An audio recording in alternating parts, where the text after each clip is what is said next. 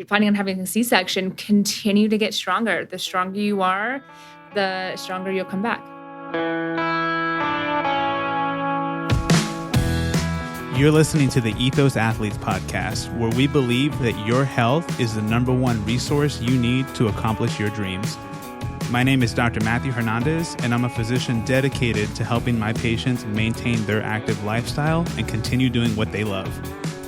I'm sitting down with other experts so that we can provide our listeners with the knowledge they need to improve their health and live their best life. Hey everyone, this is Dr. Matthew Hernandez, and you're listening to the Ethos Athletes podcast. Today we're going to be having a bonus episode on our Fit Mom series. We got a lot of good feedback on this series, and we have individuals who are wanting to learn more about the pros and cons of C-section. So for this particular podcast, we brought back Ashley Allen, who is a certified personal trainer specializing in pre- and postnatal fitness, and Dr. Jessie Duppler with the Doctors of Physical Therapy, and she is a physical therapist, as well as she has a history of being a surg tech. When we're looking at C-sections, Ashley, when you went through your pregnancy, what did the conversation around C-section look like? In my experience, I didn't have a C-section. I just want to say that. Basically, my doctor didn't really say much about it. I just know that I didn't have like a specific birth plan. I just said, whatever I need to get the baby out, I'll do. Step one. Yeah. Step one. And so obviously if that meant I needed a C-section, I would have gotten a C-section. And I told my doctor that, like, that's the last resort. I don't want to choose that option. And if you choose it, my insurance wouldn't have covered it anyways. That's so interesting. Yeah. Yeah. So it wasn't really talked about that much. So I feel like a lot of women might experience that too, which is why a lot of women might get traumatized from their C-sections, emergency C-sections. It really wasn't discussed, which is interesting. From experience or from the other conversations you have with other moms, I feel like when it is discussed, it seems to be like a very nonchalant, like, yeah, this is, we're just going to take the baby out and do a C-section. Yeah, we'll just do a C-section. If something doesn't work, like, no big deal. You'll be just fine. And it's true, you'll be just fine and your baby will be just fine. However, it's a surgery. And usually, if it's an emergency C-section, it's a very quick decision. The doctor comes in and you have to make a decision like right then and there. It's not anything that's planned. It's an emergency C-section, AKA like a trauma surgery. So it's major, but I just feel like it's just kind of glossed over and not made into a big deal when it actually is a big deal. Yeah, that makes sense. Just to clarify, when we're talking about C-sections in general, but what we really want to explore a little bit more of the pros and cons is going to be an elective C-section, because if it's an emergency C-section, obviously that has to get done for the safety of both the mom and the baby. So that's kind of a given at that point. But for elective C-section, do you know by chance like what the stats are of how common a C-section is in the U.S. and then maybe compare that to another country or anything like that, if you know off the top of your head? Yeah, so I checked the CDC's website, and 30% of children who are birthed in the U.S. are born via C-section. Whether that number is elective or emergency C-section, that's what it is, 30%. And I was reading a book a while back, and don't quote me on this one, because it was like a book about a mother's journey in France. She was an American living in France. It's called Bringing Up Bébé. It's really cute. But anyways, awesome. She was saying her experience in France was very different than America, because when women there, the C-section rate is super low. Like only 2% of women give birth there. And again, don't quote me on that. I don't have the actual research on that, but or the stats, but about 2% of women have C-sections there. So it's significantly higher in the U.S., which is very interesting, I think. Yeah, for sure. I mean, 30% doesn't sound like a lot, but when you look at another country that does more natural birth, and it's a huge difference between the two. Dr. Jessie, when we're looking at C-sections, it's a major surgery. And, and I think people don't really are told that or really given an idea of how severe the surgery is. Can you talk a little bit about that and kind of what you've seen in being a surg tech, and then the recovery process of what that looks like as well? Yeah, so kind of like you said, it is a major surgery. And unfortunately, my experience has been in surgery in general. Surgeons do not typically do a great job in educating their patients on what the process is going to be and what the after process is going to look like as well too. So like Ashley said, if there's an emergency surgery, it's an emergency surgery for a C-section, but it is a pretty serious surgery. As a surgical tech, I did a number of C-sections at one of the hospitals I worked at, and it's a large incision, and then it is dissecting all the way down to a uterus. So you've got a lot of stuff in the way there. You've got a bladder you have to avoid. You've got lots of tissue that you need to make sure you dissect and then reclose appropriately as well too. So we only see the surface of our skin, and so we don't realize that any incision goes all the way down to whatever we were looking at. Yeah. So all those different layers of tissue have to heal. We have the actual uterus. We've got the actual fascia over that. We've got fat. We've got skin. We've got a lot of different layers that need to be able to all heal. And what happens with scar tissue is it heals in a disorganized manner. So typically our tissue, all of our tissue basically runs in some sort of parallel lines. That's why it can glide and we can move and our skin can move with us. And when scar tissue forms, it doesn't heal in those parallel lines anymore. And so what we see is a decrease in mobility in that tissue. We see a decrease in contractility. And so that can result in a lot of different issues down the line, especially too if we look at, there's actually a pretty high prevalence of bladder injuries with C-section because it's pretty close to the uterus. And so it's pretty easy to have damage there as well too. So I think being fully educated on the risks as well too is something that we often fall short in our society in medicine as well. So making sure that as a pregnant woman, getting the information that you feel like you need to make the decisions really an important part, because it turns out that C-sections are actually the most common surgery in the U.S. And I can't speak to other countries, but it is. So that's a lot of C-sections. Yeah, so no kidding. The education that's involved as well should also be just as ubiquitous as the surgery itself. Going back to how tissue heals and in the parallel lines, correct me if I'm wrong, the incision during a C-section goes against those parallel lines, correct? It goes kind of over the parallel lines. Okay. So as far as the abdomen is concerned, we have what's called the lines of Langerhans. Right. I'm going way back to PT school now. But, Yeah.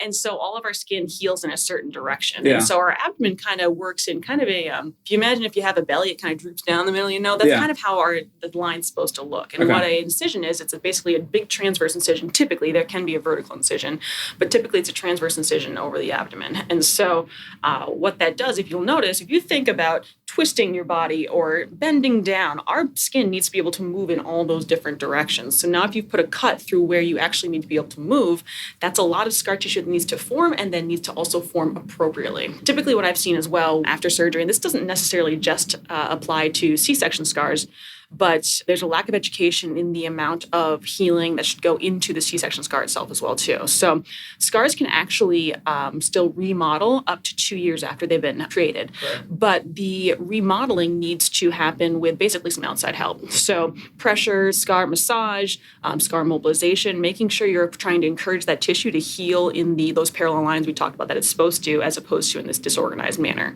Because what happens then basically is everything gets glued down. And last thing you want is tissue to be glued down towards your uterus, towards your bladder, or any tissue anywhere in your body to not be able to glide along the lines it's supposed to glide along. So, and I know that scar tissue can also be, you guys treat that as well in your practice. Yeah, correct. Yes. My partner, Dr. Mary, she utilizes platelet-rich plasma, and you can use that to help the remodeling phase of the scar tissue itself. So you basically break up the scar tissue and then allow it to remodel again and hopefully going in a more organized fashion like you talked about, which will then decrease that stickiness of it and allow it to glide. So a lot of good science behind that and a lot of good success with that as well. And obviously the aesthetic aspect of it of just decreasing the size of the scar and everything too. If you have a woman who's doing personal training and they have a C-section, is it possible for them to be limited in certain movements? Is that something you need to take into consideration when you're training them or when they're going about their everyday life? When I have a client return to me after her delivery and she's had a C-section, I bring her right back to the basics.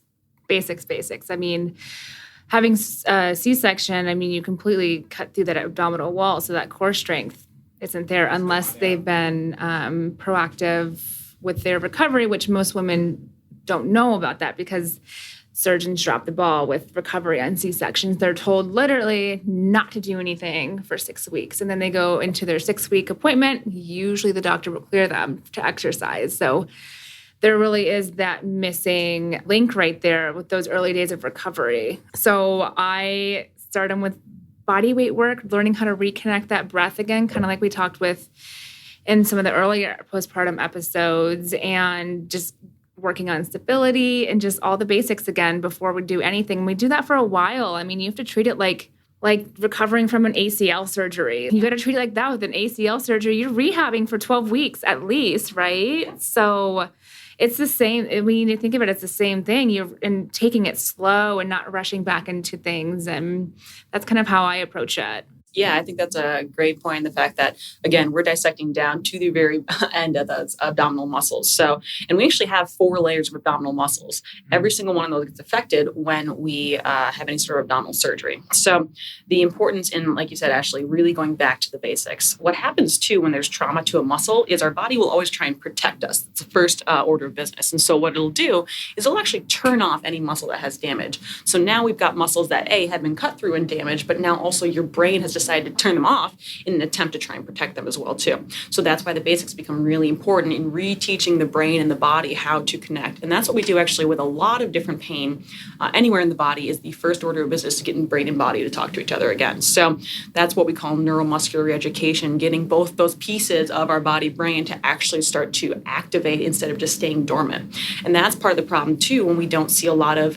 pelvic physical therapy after, or really any kind of physical therapy after pregnancy, is that those muscles have just gone through a ton of action, a ton of trauma. Yeah. And if they don't get addressed in some way, for lack of a better term, woken up again or retrained, then they're going to stay that way too, because our body's really good at protecting and staying protected. So it's really good at compensating any way it can. So the important part is really making sure we can, with respect to tissue healing as well, still make sure that we're getting them moving as soon as possible. Things like extension and rotation are the biggest things, because obviously when we have that scar tissue in the front of our abdomen, that's going to restrict a lot of those movements. So typically with my patients, what we do at the beginning is a lot of scar mobilization and then a lot of gentle movement. So starting with abdominal bracing and core work, starting with hip mobility, hip strengthening, and from there making sure that we can use those muscles to encourage the trunk to actually move. Because the last thing we want is when that tissue starts to form or starts to heal again, for us not to, like, say, bend backwards at all, because we're like, ooh, I don't know, that feels real stretchy, I don't like it.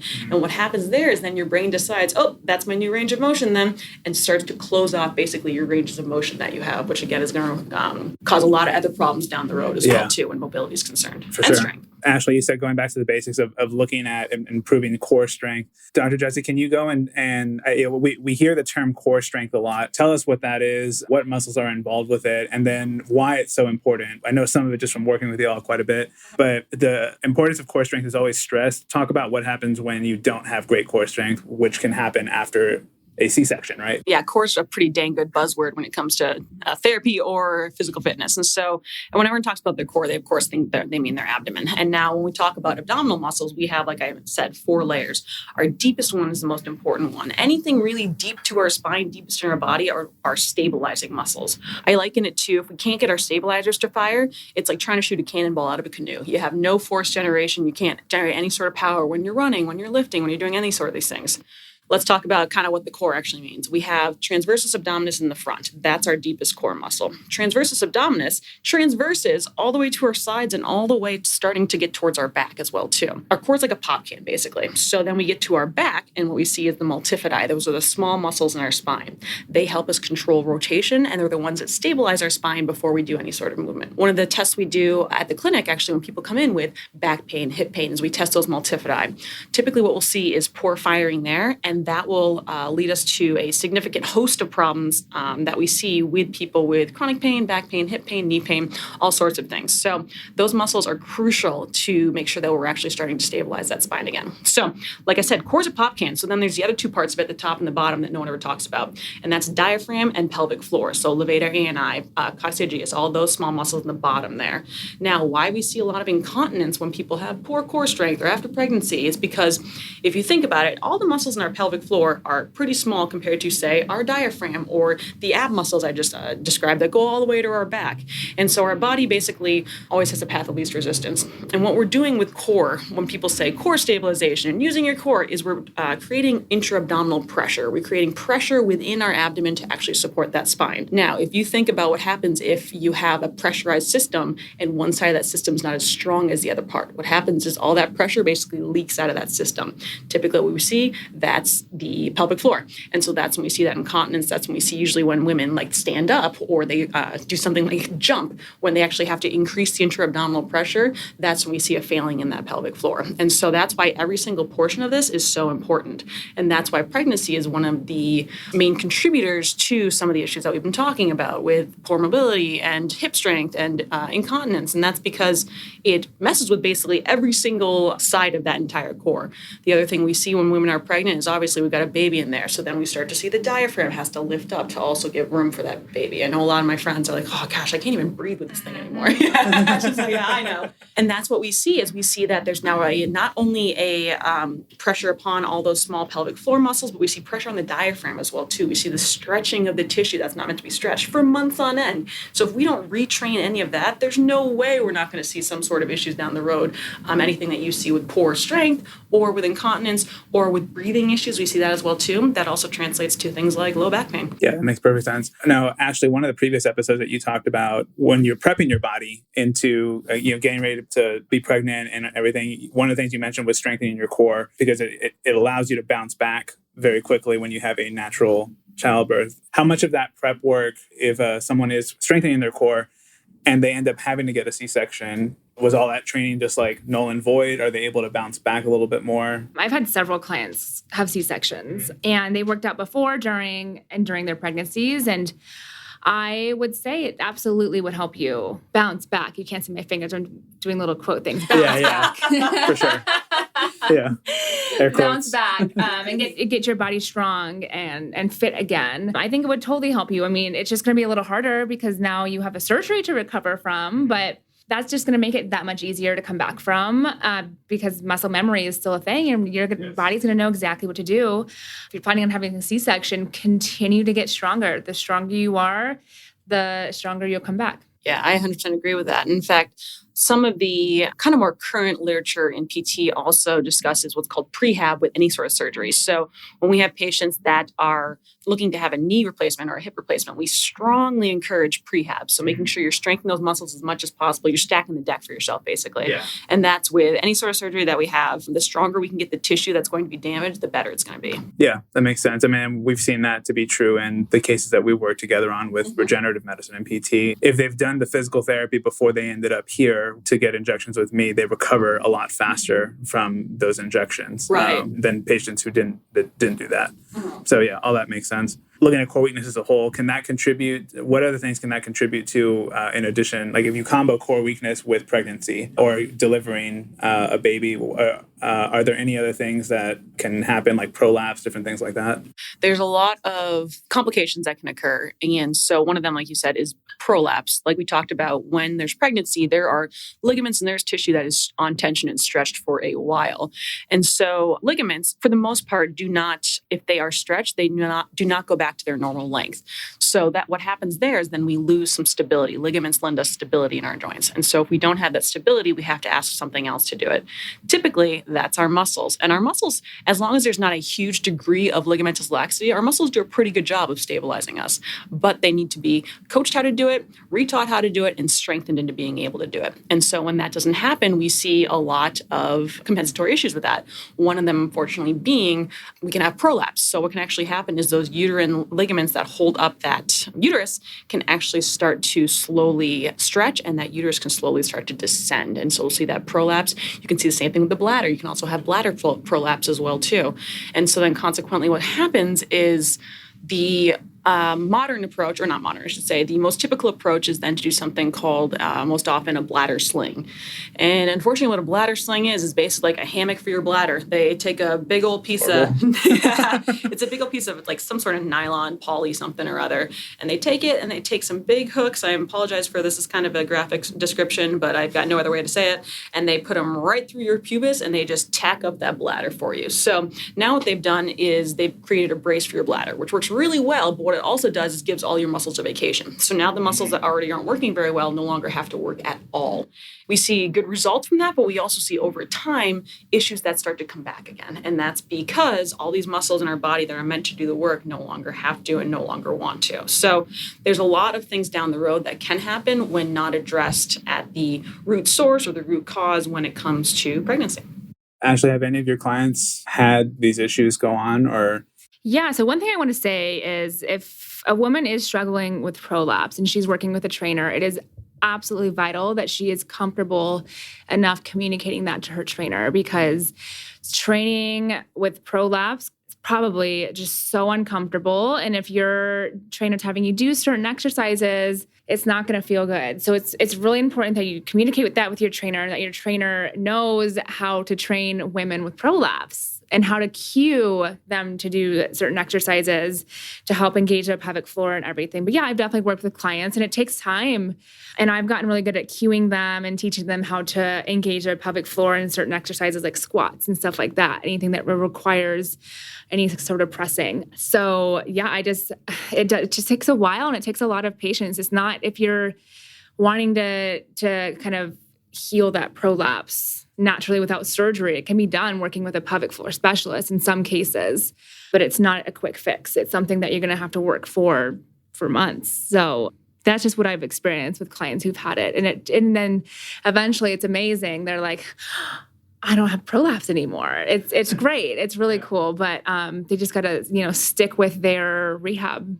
Yeah, and the rehab can definitely, like you said, it takes months, right? Because, what was I going to say? I totally lost my train of thought because I got excited about what you were saying. Well, that's right. Talking about retraining your pelvic floor and talking about, okay, engage your pelvic floor.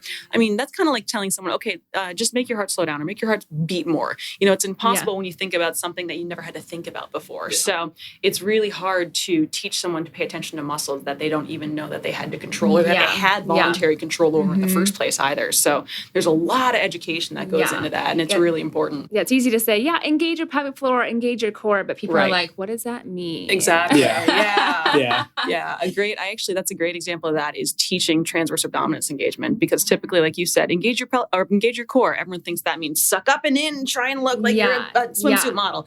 It actually means breathe out and down. Yes. So because what happens is we need to engage muscles. If you breathe up and in, what you're doing, if we go back to my pop can analogy, is you're squishing a side of that pop can. You lose all of the pressure within that pop can then. So what we actually need to do is to reteach people how to actually engage, i.e. use their transverse abdominis appropriately, which I don't really know where that came from or what happened along the way, but it's so ubiquitous in the fact that nobody knows how to engage their core and nobody realizes they don't know how to engage their core. Yeah, that's a great point to make. Ashley, from your experience, so the women that have had prolapse, did they do any kind of training before they went in before they had pregnancy, or did they? Yeah, it can happen to anyone. Yeah, it can happen if you're super, super fit and have a super tight pelvic floor. It can happen. Yeah. So, I mean, no one's immune to it. And as long as you're educated and empowered, anyone can get through it. And that's a good point, too. I mean, we see athletes with incontinence that have never been pregnant. It's, again, the pelvic floor is typically the weakest link of the entire system. And so when you overtrain, just like, people talk about how, I'm quad dominant because my other muscles don't work. If other muscles are working overtime, especially with like Olympic weightlifters, we see this a lot. If other muscles are working overtime, the pelvic floor is just going to get weaker and weaker and weaker no matter what. And unfortunately, this topic of pelvic floor health and pregnancy and female health with lifting and everything else is just a subject that hasn't been, educated well or very popular with people because it's not as sexy as rehabbing a hamstring or whatever. But I think you just said it. It's not as sexy. Yeah, exactly. Well, and I think the other issue too, and Matt, you may not 100% agree with this, but women are just like, we're strong. We'll do whatever. Like, it's like, oh, shoot. I agree with that 100%. Right? I'm not stupid. He knows.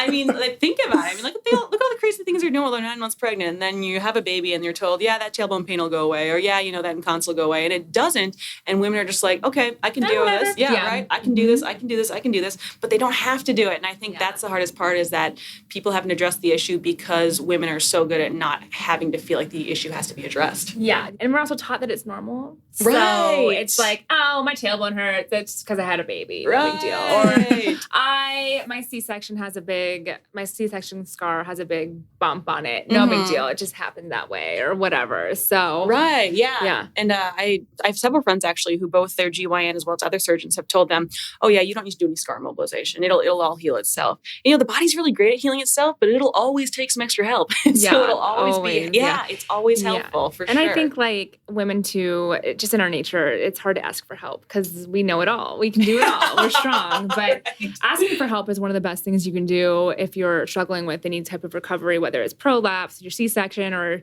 you had a regular birth, whatever it is, I think asking for help is number one, the first step to anything, and recognizing that you need help. I think that's a really good point. Yeah, because I'm not a pelvic floor specialist in PT at all, but I see pelvic floor issues all the time. And I think people don't realize, I'm an orthopedic specialist, and people don't realize that still includes every single muscle in your body. So if it's a muscle, I treat it. And women will come in and say, I'll be going through a history with them, and then in a whisper, they'll be like, oh yeah, and it hurts when I have sex, or oh yeah, I pee a little bit when I move. And those are important things to know, and those are important things that we can address too. So I think, like you said, asking for help is important because people don't realize where the help can even be sometimes.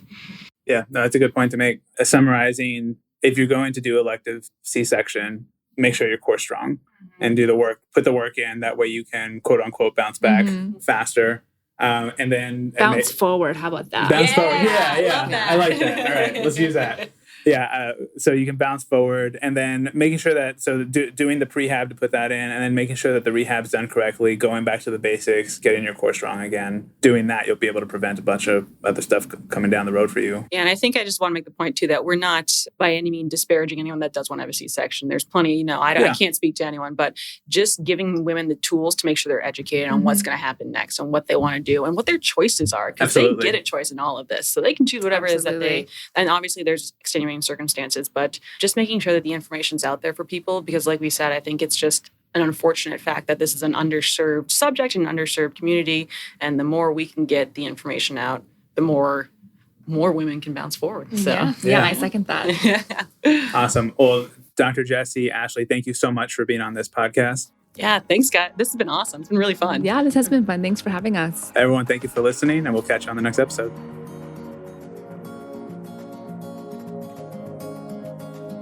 Wanting to look youthful and age gracefully? Our team at Ethos Aesthetic Medicine love working with individuals who want natural-looking results with minimal downtime. Our Ethos Glow approach is designed to help you show up as your absolute best self by giving you brighter, more even, and youthful-looking skin. Ask our team how you can get more information on our Ethos Glow approach to achieve natural-looking results that make you shine.